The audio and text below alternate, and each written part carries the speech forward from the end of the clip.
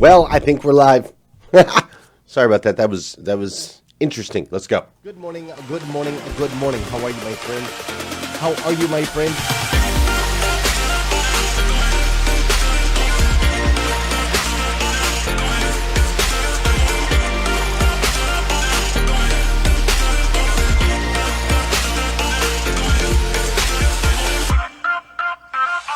See, there's no excuse for you not pushing yourself to the next level. In order for you to create a new you must have a new mindset. When teams come together, we can create things that are greater than the sum of all of their parts.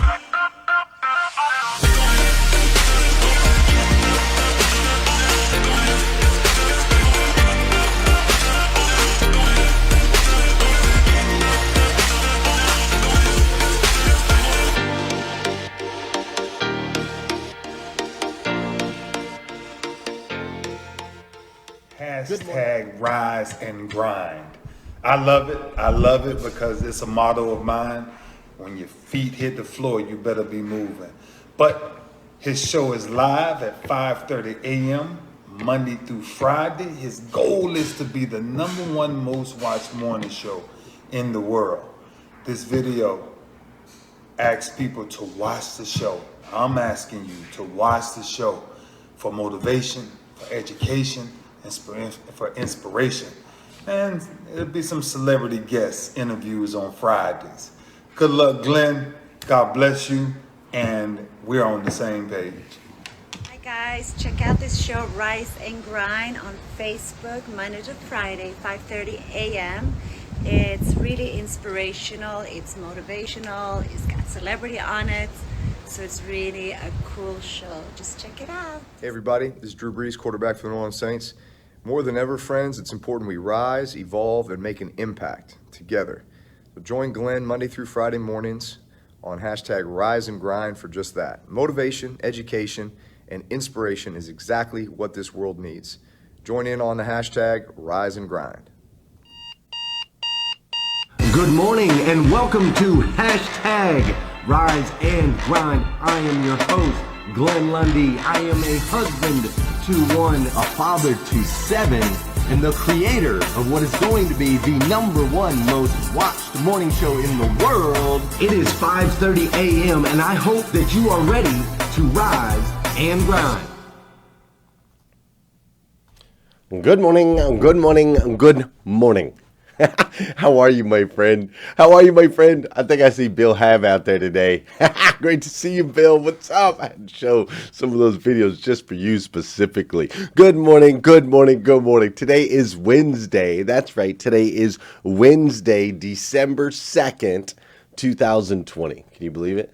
Wednesday, December 2nd, 2020. And what's crazy is today is the very first and the very last time it'll ever be. Wednesday, December 2nd, 2020. So I want to make sure we make the absolute most of this absolutely incredible day. If you don't know me, my name is Glenn Lundy. I am the host of hashtag Rise and Grind. I am also the creator of the hashtag Rise and Grind Facebook group right here on Facebook, which might not make sense if you're listening to us on our podcast or watching on YouTube, but we do have a group on Facebook called hashtag Rise and Grind. We'd love for you to be a part of it. It's over 30,000 members. It's the only place on Facebook that I can guarantee you're only going to get motivation, education, and inspiration. That's all you're going to get in there, nothing else. Listen, we've been in this really fun series here on hashtag Rise and Grind. We've been exploring, traveling over to Africa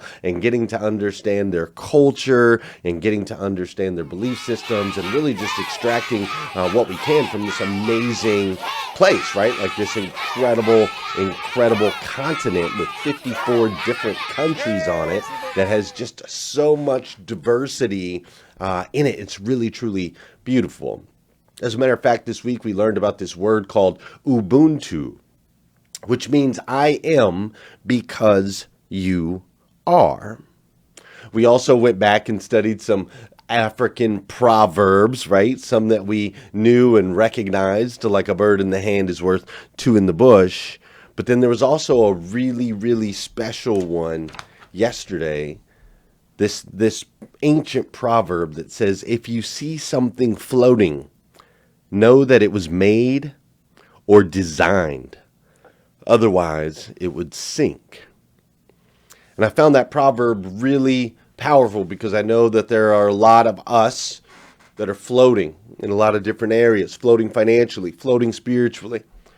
And so that just really resonated with me. If you see something floating, that means that it was created.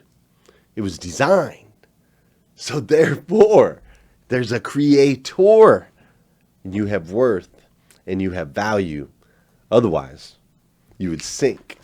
Super, super cool, right? So we've been studying the Proverbs and going back a little bit, get a better understanding of Africa and really what makes it tick. And again, what we can extract from them. And as this week continues, we're going to go deeper into that, including today, as we are going to dive into some of the rich culture and belief systems that make the African culture the beautiful culture that it ultimately is. That's what we're going to do today. It's going to be great. But before we do, you know what we got to do. You know what we got to do. We got to dance. We got to get the blood flowing. We got to get the body pumping. Where are we at on music today? Yeah, that's what I'm feeling. That's what I'm feeling today. Loosen those shoulders up. Loosen that neck up. Let's do some dancing. Let's get that body moving. Hey, for those of you that know, and those of you that don't know, this is the part of the show where I need you to hit that share button.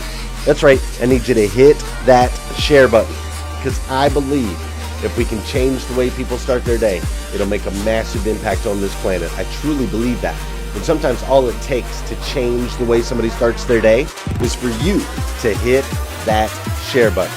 This is also the part of the show where I want to say good morning to you, and I want you to say good morning to me. Whether you're watching live or you're watching on replay, say what's up. I'll say what's up back. That's how it works, all right? If you're listening on podcast, make sure you drop me a message. If you're listening or watching on YouTube, let me know that too. I want to connect with you. What's up, Eddie Brown? How you doing, Jeff Baker? What's up, Nathaniel Banks and Susan Rose? Vicky Everett's in the house. Rodney Rock Hatfield. What's up, Bruce Miller? Bruce Miller, my man out there in New Orleans, killing it. What's up, Sean Jones? We got Kimberly Hatfield is in the house. How you doing, Andy Bricker? This is also the part of the show. If you would do me a favor, Angie Lane says, tell my daddy good morning. Good morning, Angie Lane's daddy. Kind of feels weird saying daddy. Angie Lane's dad. How you doing, Angie Lane's dad? What's up, Adam Aarons? Pam Woosley's up in here. Kristen Hocktibbs, Mr. Bill Hab, John Gayheimer's in the house. Judy Anderson. Hey, do me a favor, would you? I like connecting with my people all around the world. So if you would, drop a like or a heart or a smiley face or a laughing face, however you're feeling this morning, will you drop one of those on me real quick? I can see them going up on the screen. It's a way for you and I to connect. Your energy goes over here. My energy goes over there.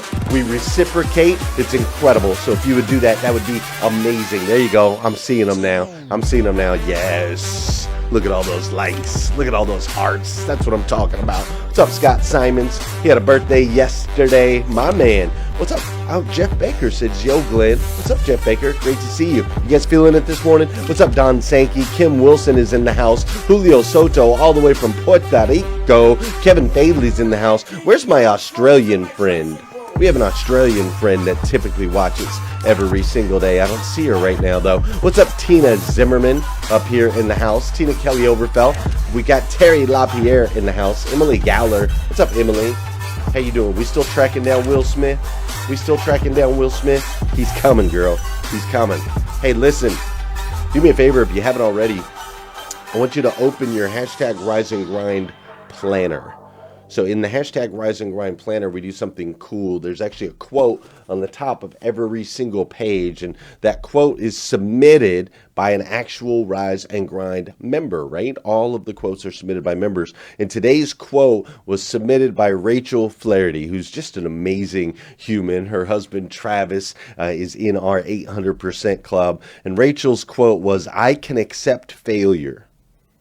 Everyone fails at something.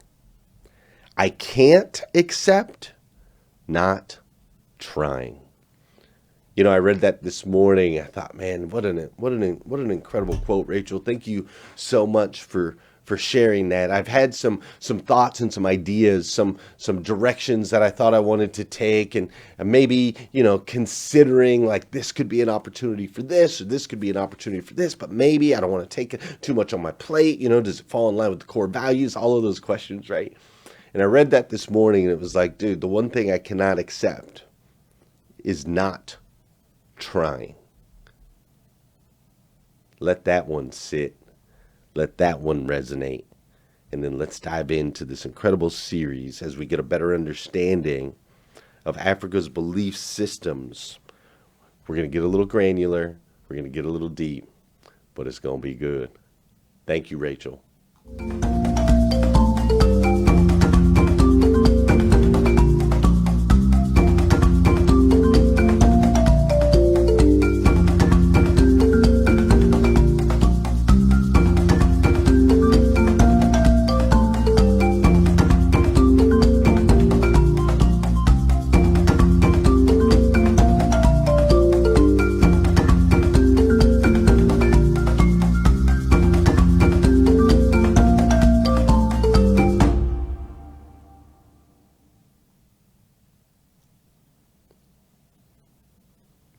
All right, I'm going to need you to stay with me today.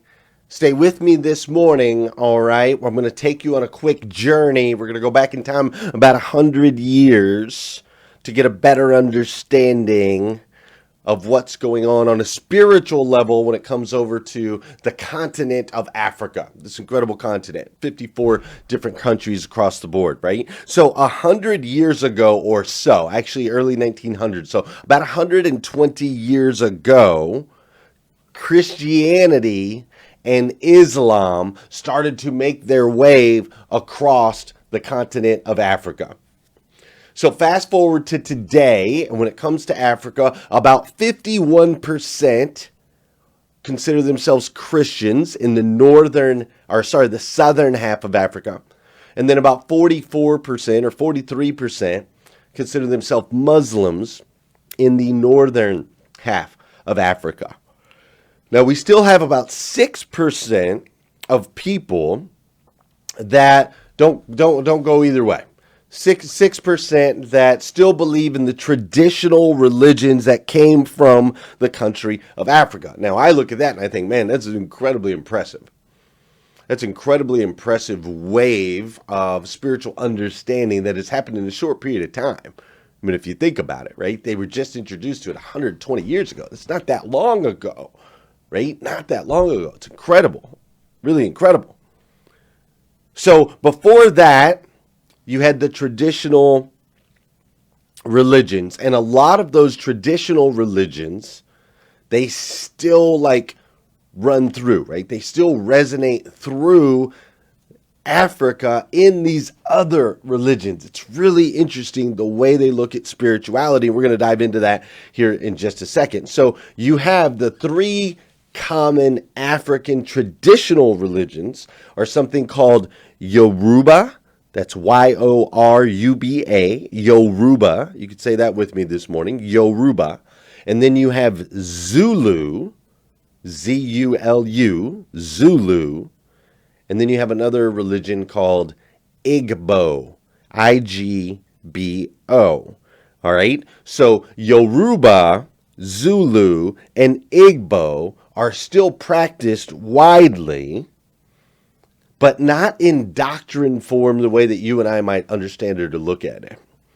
You see, their practices of those traditional religions are actually done through generational understanding. So there's no doctrine, there's no Bible, there's no book that has been written. It's all gets passed down through hand-selected leaders that are chosen to continue these traditional traditions, they actually have a hard time with the word religion, but to continue these traditions, there's actually hand-selected leaders that hand these things down to continue to pass them, right? Janelle's got it right there. Yoruba, Zulu, and Igbo, right? Now, it's kind of hard to process because we do things a little bit different. over here in the United States. But what I want you to see and understand is these traditional religions are still weaved all the way through the Christianity and through the Muslim wave that has taken over the entire continent. For example, I just want to give you a picture of this. Like, imagine I take water, right? I've got a bowl of water, and I add some food coloring or some type of coloring to the water, right?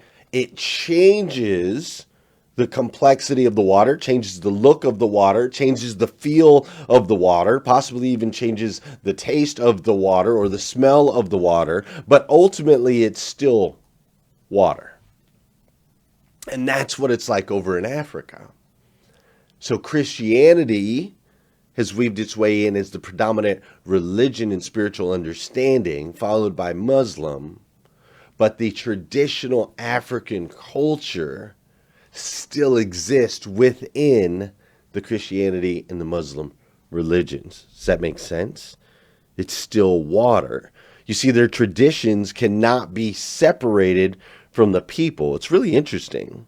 Like, most Africans, literally, they have a hard time with the word religion. They don't like that word.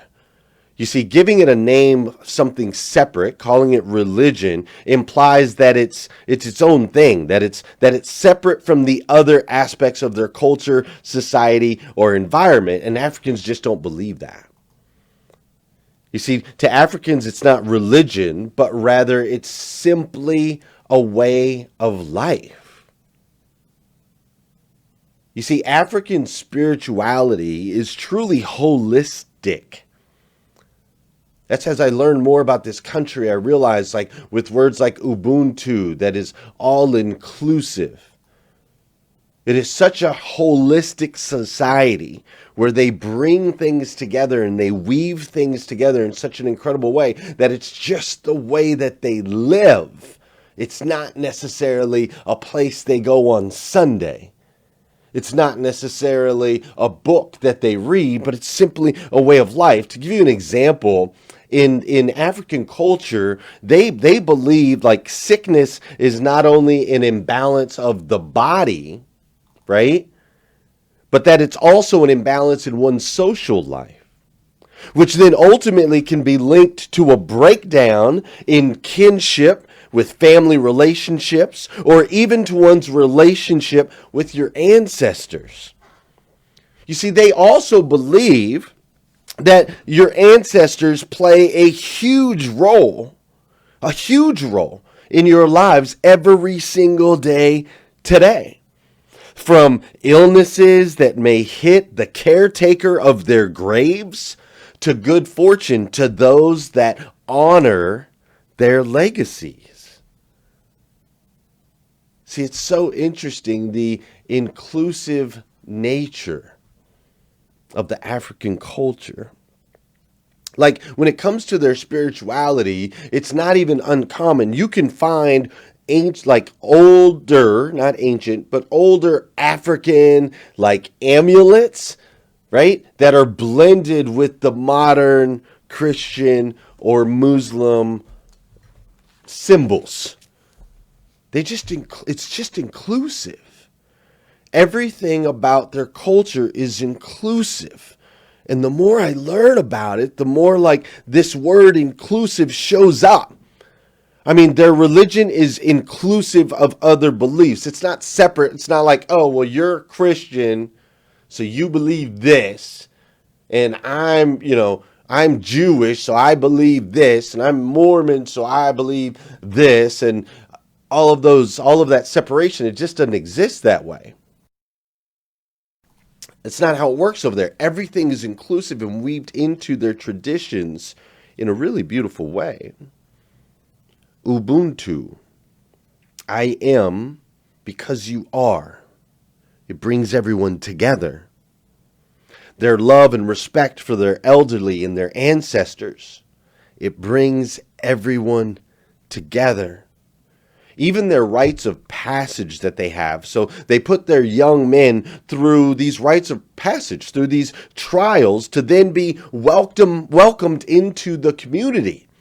That's what it's about. I'm going to give you an example of what one of these rites of passage looks like in today's world.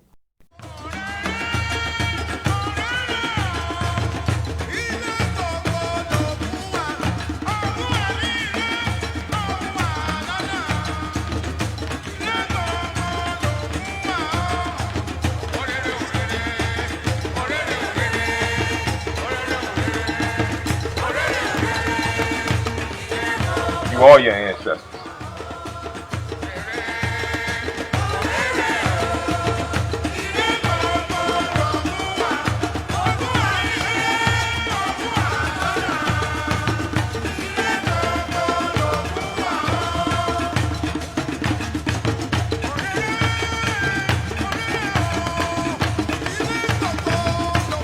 Envision how you see yourself growing into manhood, how you want that to be.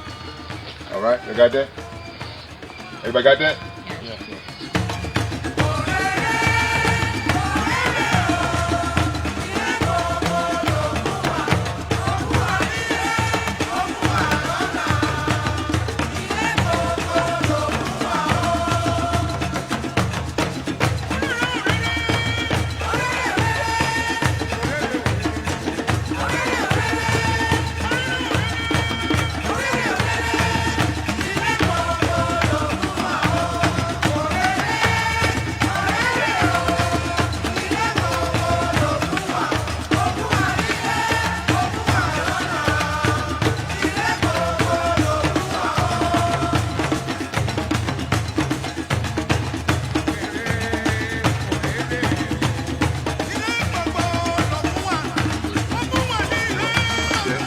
That's it.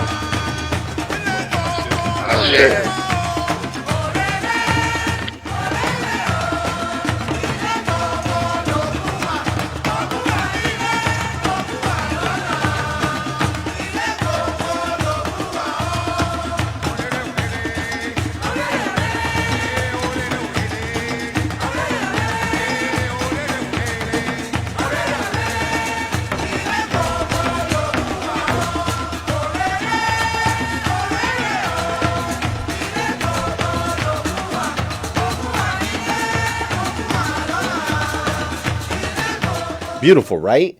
Beautiful. It's beautiful. This tradition, bringing the boys in, saying, hey, we welcome you to manhood. You're welcome into our community. We honor our traditions. We honor our ancestors, giving them powerful and encouraging words. I don't know, man. I don't know. And I hope I don't hurt anyone's feelings by saying this, but to me, it looks a little bit different than the Sweet 16 parties I see on MTV. Just saying. Just saying. Culture, man. Rich. Inclusive. It's not about division. It's about bringing people together. You see, there's an old African adage. It says, the sky is wide enough for the birds to fly without collision. This is a Nigerian proverb. Really what it means is this. Differing opinions should be embraced. Not a catalyst for division. Don't get me wrong, man. Africa's got plenty of its own problems to deal with. There are 24 million people in Africa that currently have HIV, including 91% of the child HIV population exists in Africa. There are millions that die yearly. 15 of the 54 countries in Africa are at war right now, and they currently carry the highest rate of enslaved humans in the world. So I'm not claiming that they've got it all right. But I will say this, when I dive into their culture, there's just something so beautiful about it. Something so beautiful about this idea of oneness, where all things impact and affect one another. The inclusiveness and the understanding of nature and beauty and tradition. I mean, as I've traveled through Africa in my studies this week, it's just so incredibly profound how their traditions have been held, have been passed down. It's really, really beautiful. And so the only question that I have for you this morning and us here on Hashtag rise and grind. The only question is, how do we embrace what we can? How do we take and learn from this incredible continent that this Ubuntu, right? How do we use it to go out there and make an impact? Instead of creating a space for division, how do we bring people together? Because together, here's what I know. Here's what I know. I know that together we are stronger. I know that as one, we are impactful. I know that you and I are both children of God, the God of the universe, the God that made everything. And that God has designed us, right? With design. Anything that floats was made with design by a creator. That God designed us to be the absolute best versions of ourselves that we can possibly be. And as we attack our days, and as we learn from other cultures and diversity, as we do all of those things, it makes us stronger when we pull together with the single-minded goal of making an impact in other people's lives. I want to give a shout out to John Allen this morning. John Allen has Allen Chevrolet in Monroe, Michigan. And Allen watches our show on his commute to work. And Ubuntu, this word Ubuntu that we learned, where I am because you are, and how we all impact each other in such a powerful way. He took that and he did a sales meeting for his team yesterday to kick off December. And November wasn't the best month they've ever had. They had a great month, but it wasn't the best month. And so morale was a little down. And so he had a sales meeting yesterday morning. He talked about Ubuntu. And here's what he challenged them to do, and I want to challenge you to do the same. He challenged his team to make the person next to them great. He said, all I want you to focus on in December is make the person next to you great. How can you lift them up? Because if everyone's watching out for one another, the entire team will rise. Amazing, John Allen. Way to go, my man. Super proud of you. And I say the same thing to all of you. You see, the decisions you're making to show up, to watch Rise and Grind, to build your foundation solidly in the morning. I want you to understand that those decisions, they matter. They make an impact on your friends, on your family members, on your coworkers. I mean, you showing up, dropping in the comments, hitting the likes and the hearts so that I can feel all that, hitting that share button, all of those things. It makes an impact on me. You've made a profound impact on my life. Profound.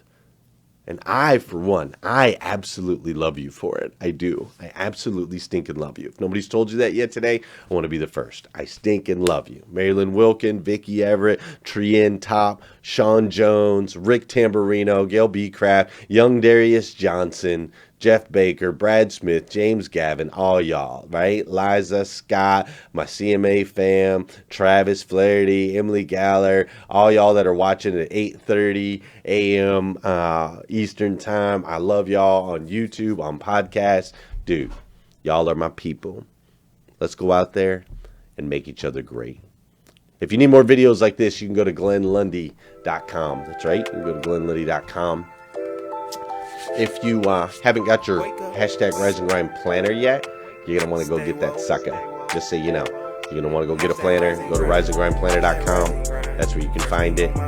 Get it now while you still can. All right? We got quarterly planners now, however you want to do that. But most importantly, why don't you come back here again tomorrow morning, 5:30 a.m. We're going to do this all over again on hashtag Rise and Grind. Have a beautiful day. See ya.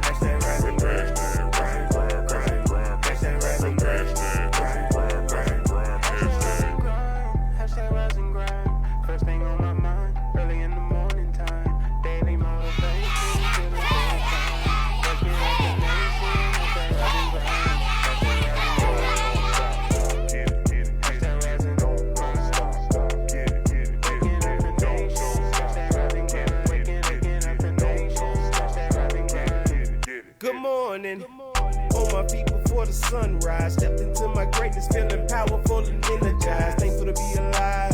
Hashtag blessed. Write my mission, vision, values, and my gratitude list. I'm building up momentum. I'm making good decisions. I rise, I grind, I get it. Ain't no doubt that I'm committed, cause